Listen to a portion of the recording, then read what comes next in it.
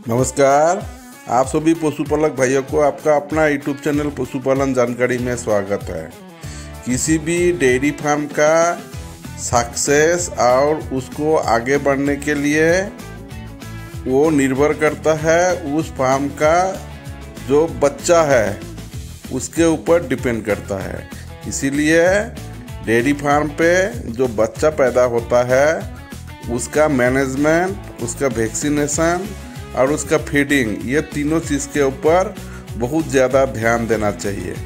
तो इस वीडियो में आप देखेंगे जो बड़े बड़े डेयरी फार्म है वहाँ पे scientific management, scientific treatment, scientific vaccination, scientific feeding कैसे किया जाता है ये काफ यानी ये बच्चों को। तो इस वीडियो से आप ये सब कुछ देखेंगे। बड़े बड़े कमर्शियल डेयरी फार्म पे जो बच्चा पैदा होता है उसको तुरंत वहाँ से काफ बार्न में शिफ्ट किया जाता है। उसको माँ का दूध डायरेक्ट नहीं पिलाते हैं। जो कोलेस्ट्रम है उस कोलेस्ट्रम मिल्क को उसको बोतल फीडिंग कराते हैं। तो इसका एक फीडिंग शेड्यूल होता है, तो वो फीडिंग शेड्यूल फॉलो किया जाता है। ये जो आप देख रहे हैं ये है मिल्क टैक्सी। ये बिजली से चलता है, इसमें बैटरी होता है, वो पूरा चार्जिंग करके रखना पड़ता है। और इसमें जो पानी है वो 40 से 42 डिग्री सेंटीग्रेड में उसको हीट किया जाता है। उस पानी को यहाँ पे गर्म किया जाता है और इसमें ये मिल्क रिप्लेसर, जिसको हम मिल्क बैलेंसर बोलते हैं, वो यहाँ पे मिलाते हैं। मिलाने के बाद इसको ये मिल्क जैसा बनाएगा, दूध जैसा बनाएगा और इसी को ही बच्चों को पिलाया जाता है। यहाँ पे डायरेक्ट दूध नहीं पिलाया जाता है, लेकिन बहुत सारे फार्म पे ये मिल्क रिप्लेसर के साथ दूध भी मिलाते हैं। लेकिन जो साइंटिफिक रीज़न है वो अगर मिल्क नहीं मिलाएंगे तो वो काफ के लिए अच्छा है। तो ये जो मिल्क रिप्लेसर से जो दूध बन गया है उसको ऐसे करके बोतल में भी उसको भर लिया गया है। और उसके बाद जो काफ बॉर्न हुआ है उसको सिंगल सिंगल पेन पे रखा जाता है। नीचे बेडिंग होता है, उसमें सूखा जो घास है वो रखा जाता है और हर 5 दिन में उसको बदला जाता है। यहाँ पे सैनिटाइजेशन का बहुत ज़्यादा ध्यान रखते हैं। ये जो बच्चा है इसका जो फीडिंग शेड्यूल है, जो बच्चा पैदा होता है उसको 12 दिन तक ये बॉटल फीडिंग कराते हैं।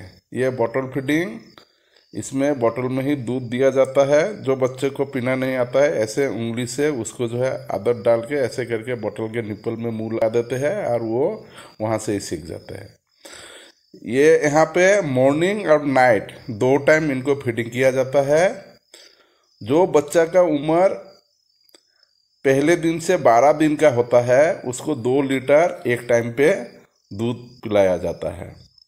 उसके बाद जैसे जैसे उसका दिन बढ़ता जाता है ऐसे ऐसे जो उसका मिल्क का रिक्वायरमेंट है वो भी बढ़ जाते हैं। तो 13 दिन से उसको 2.7 लीटर एक टाइम पे दूध दिया जाता है और उसको बाकेट में पिलाने का आदत किया जाता है। ऐसे करके बाकेट में उसको डाला जाता है दूध और ऐसे करके उसको पिलाने का आदत किया जाता है। ऐसे करके इसी बाकेट में उसको 60 दिन तक दूध पिलाया जाएगा और ये दूध का मात्रा धीरे धीरे बढ़ जाएगा, क्योंकि उसका जैसे जैसे उम्र बढ़ेगा ऐसे ऐसे उसका बॉडी वेट भी बढ़ेगा और उसका मिल्क का डिमांड भी बढ़ेगा। तो जब उसका उम्र 18 दिन से ज़्यादा होगा तब उसमें थोड़ा सा काफ स्टार्टर भी उसको खिलाने का आदत किया जाएगा, क्योंकि उसका जो सा पेट है, जो उसका गाट है, उसको सब चीज़ का आदत जो है कराना पड़ता है। तो उसको काफ स्टार्टर दिया जाएगा और 46 दिन मतलब 1.5 महीने में जब उसका उम्र होगा तब उसको ये काफ स्टार्टर, ये दूध और उसके साथ थोड़ा थोड़ा हरा घास भी उसको खिलाना चालू करेगा।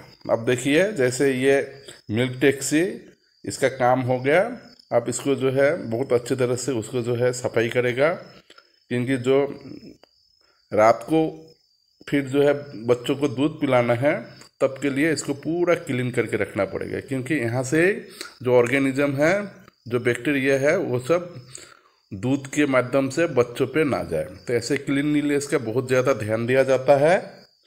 इसके बाद जब उसका उम्र 61 दिन होगा तब उसका दूध एकदम बंद किया जाएगा। एक चीज़ का ध्यान देते हैं, 46 दिन के बाद उसका दूध का मात्रा 4 लीटर से थोड़ा थोड़ा करके कम किया जाता है, काफ स्टार्टर बढ़ा दिया जाता है, और हरा हरा ग्रीन घास थोड़ा थोड़ा दिया जाता है, और सूखा घास भी दिया जाता है। मॉर्निंग फीडिंग के बाद जैसे जैसे ये सूरज डूब रहा है और अंधेरा चालू हो रहा है, तो वहाँ का जो स्टाफ है वो नाइट फीडिंग का अरेंजमेंट कर रहे हैं। तो अभी ये काफ बांध में जितना भी बच्चा है उसको रात का फीडिंग किया जाएगा। तो आप देख रहे हैं कि नाइट का फीडिंग चालू हो गया है वहाँ पे। तो जो बच्चा है 0 से 12 डेज का, उनको जो है 2 लीटर बोतल में दूध दिया जाएगा, और 12 दिन से ज़्यादा जो बच्चा है उसको बकेट में 2.7 लीटर मिल्क दिया जाएगा, और उससे जो बड़ा बच्चा है उसको 4 लीटर करके वो दूध वो बकेट में दिया जाएगा, और उसके साथ उसको काफ स्टार्टर थोड़ा थोड़ा दिया जाएगा। और ऐसे करके ये नाइट का फीडिंग जो शेड्यूल है वो फॉलो किया जाता है। और जो बच्चा 46 डेज का होगा उसका दूध 4 लीटर से धीरे धीरे कम किया जाएगा हर शिफ्ट में, क्योंकि 60 दिन के बाद उसका दूध पूरा बंद कर देना है। उसको वीनिंग बोलते हैं। वीनिंग मतलब उसका मिल्क पूरा बंद हो जाएगा, और वो बच्चा वो पूरा ड्राई फीडिंग में उसको आदत दिया जाएगा। वो ड्राई फीडिंग में उसको जो आपका बैलेंस रेशन है, जिसमें आपका हरा चारा, ये सूखा चारा, साइलेज, दाना है जिसको हम कॉन्सेंट्रेट बोलते हैं, उसका एक रेशियो होता है। उस रेशियो के हिसाब से वो TMR बना के उसके सामने रखा जाएगा, और वो उसको जब जब जरूरत पड़ेगा तब तक खाता रहेगा।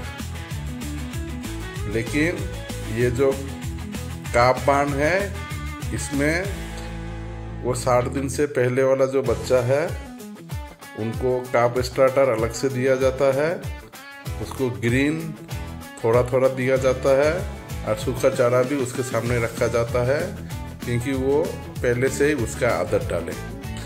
पशु का जो पेट है, जो डाइजेस्टिव सिस्टम है, उसको एक दिन में हम आदत नहीं डाल सकते हैं। इसको थोड़ा थोड़ा करके पहले से ही उसमें आदत डालना पड़ता है। जो भी ये बच्चा जब दूध पीता है और उसका जो सा गोबर है, जिसको हम डांग बोलते हैं, उसका जो स्कोर है वो हम चेक करते हैं।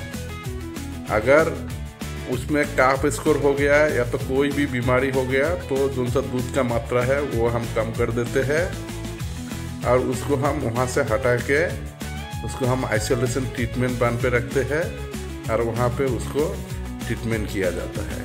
क्योंकि एक बच्चे को अगर बीमार होता है, वो जो गोबर है उसके थ्रू जो है दूसरे बच्चों में भी होने का संभावना होते हैं। इसीलिए जो भी बच्चा का गोबर है वो सुबह शाम जो हमारा अटेंडेंट है वो चेक करते हैं, उसको सुबह शाम उसको जो है क्लीन भी करते हैं, और क्लीन करने के बाद उसको पूरा ध्यान देते हैं। बच्चों का हेल्थ के ऊपर पूरा ध्यान दिया जाता है। उसको सुबह शाम ऐसे ऑब्जर्व किया जाता है कि वो हेल्दी है या नहीं, या सीक है। अगर सीक होगा तो इमीडिएट उसको ट्रीटमेंट दिया जाता है। क्योंकि बड़े बड़े कमर्शियल फार्म पे जो फ्यूचर हार्ट है, वो फ्यूचर हार्ट जो है इसी बच्चे से ही बनेगा। क्योंकि फार्म का जो डेली का मिल्क प्रोडक्शन है वो स्टेबल रहना चाहिए। वो पूरा साल स्टेबल में ही मतलब जो मिल्क का प्रोडक्शन है वो रहना चाहिए। तो इसके ऊपर ध्यान देकर जो भी ब्रीडिंग हम करते हैं, पशु को गाभिन करते हैं, वो भी उस हिसाब से करते हैं। और जो गाय एज हो जाते हैं उसको फिर रिप्लेस करना पड़ता है, क्योंकि उसका प्रोडक्शन कम हो जाता है, उसका उम्र हो जाता है, तो उसको रखने से वो लॉस होता है। तो इस वजह से जो ओल्ड एज गाय है उसको हम कालिंग करते हैं, यानी उसको हम फार्म से निकाल देते हैं। तो उसको रिप्लेस के लिए ये जो हमारा काफ है इसके ऊपर हम ध्यान देते हैं, क्योंकि 9 से 10 महीने में ये जो काफ है ये ब्रीडिंग के लिए तैयार हो जाते हैं। तो उसी हिसाब से इन लोगों को केयर, मैनेजमेंट, साइंटिफिक मैनेजमेंट सब कुछ करना पड़ता है। इनका जो डीवार्मिंग है ये हम 6 महीने में करते हैं। हर 6 महीने में इसको हम डीवार्मिंग करते हैं। इनका जो एक्सटर्नल पैरासाइट है और इंटरनल जो वार्म है उसको हम डीवार्मिंग करके रहते हैं हर 6 महीने में। और जो वैक्सीनेशन शेड्यूल है हमारा, जैसे FMD, ये HSBQ, ये LSD लाम्पी, और ये HF जर्सी, HF क्रॉस और जर्सी क्रॉस में हम थैलेरिया का भी वैक्सीन लगाते हैं। तो ये जो वैक्सीनेशन है ये वैक्सीनेशन भी हम लोगों को करना पड़ता है। तो ये जो काफ है इसका एक उम्र है, उस उम्र के बाद उनको वैक्सीनेशन करना पड़ता है। जो FMD है ये हम हर 4 महीने में, जो IIL इंडियन इम्यूनोलॉजिकल लैब है हैदराबाद का, उसका FMD ओवैक करके वैक्सीन आते हैं, वो हम लगाते हैं हर 4 महीने में। ये हेमोरेजिक सेप्टिसेमिया और BQ, इसका भी वैक्सीन आता है, इसको भी हम साल में 1 बार लगाते हैं। और उनका ही ये LSD, ये गोट पॉक्स वैक्सीन आता है, उसको भी हम साल में 1 बार लगाते हैं। और ये थैलेरिया के लिए ये रक्षा थैलेरिया T करके एक वैक्सीन आता है, उसको इस बच्चों को लगाना पड़ता है। तो वो 1 बार लगाने के बाद उसको फिर 3 साल बाद उसको रिपीट करना पड़ता है। ये जो थैलेरिया का वैक्सीन है ये HF जर्सी, HF क्रॉस और जर्सी क्रॉस में लगाना बहुत ज़रूरी होता है। तो ये आप इस वीडियो में देखे हैं कि जो काफ का मैनेजमेंट है ये बड़े बड़े कमर्शियल फार्म में जितना डेयरी का ध्यान देते हैं ऐसे काफ का भी ध्यान देते हैं। उनका फीडिंग में जो न्यूट्रिएंट्स है उसको इस हिसाब से बैलेंस किया जाता है कि उसका फीड कन्वर्सन रेशियो बहुत अच्छा हो जाए। इसका मतलब है जो भी उसको फीडिंग किया जाता है उसका डेली कम से कम 1 किलो बॉडी वेट, शरीर का वजन बढ़ना चाहिए। एक बच्चा जब पैदा होता है तब उसका बॉडी वेट 35 से 40 किलो होता है। अगर 1 किलो का अगर डेली का अगर बॉडी वेट बढ़ेगा तो महीने में 30 किलो बढ़ेगा और 9 महीने में 270 किलो बढ़ेगा। 9 महीने के बाद उसका टोटल बॉडी वेट होगा कम से कम 300 किलो। यही 300 किलो बॉडी वेट किसी भी ब्रीडिंग हेफर का मिनिमम बॉडी वेट होता है, तभी जाके उसका जो रिप्रोडक्टिव सिस्टम है वो अच्छी तरह से डेवलप होता है और वो 7-8 महीने में ही हीट में आता है। उसकी पहला हीट वो ऑब्जर्व करना पड़ता है, इसलिए छोड़ना पड़ता है। और वो जब दूसरा हीट में आता है तब उसको किसी अच्छा सीमेन से आर्टिफिशियल इंसेमिनेशन किया जाता है। तो उसका अगर हेल्थ अगर अच्छा है, उसका बॉडी वेट अगर अच्छा है, उसका रिप्रोडक्टिव सिस्टम अगर अच्छा है, सीमेन अगर अच्छा है और जो AI टेक्नीशियन है वो भी अच्छा है, तो वो बच्चिया जो है कंसीव हो जाता है, प्रेग्नेंट हो जाता है। तो इसी को मद्देनज़र रखते हुए उस फार्म का वो फ्यूचर होता है। इसी वजह से हेल्पर को जो बच्चिया है, जो काफ है, उसका जो फीडिंग है उसके ऊपर बहुत ही ज़्यादा ध्यान दिया जाता है। तो यही जो बच्चा है यही उसी फार्म का फ्यूचर है।